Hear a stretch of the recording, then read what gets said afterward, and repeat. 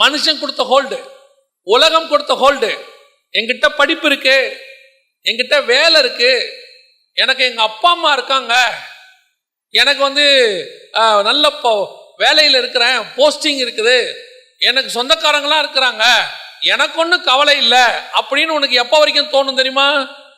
இவங்கெல்லாம் இருக்கிற வரைக்கும் தோணும்.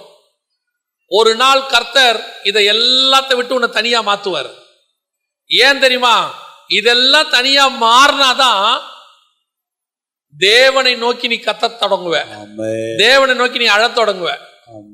28 வயசுல 30 வயசுல நல்ல பெற்றோரை எதிர்த்து அல்லது கணவனை எதிர்த்து மனைவியை எதிர்த்து எல்லா வேலையும் செஞ்சிடலாம். எங்க ஊர்ல சொல்லுவாங்க, ரத்தம் ஸ்பீடா இருக்கும் போது எல்லாமே செய்யலாம், எல்லாம் செஞ்சிடலாம்.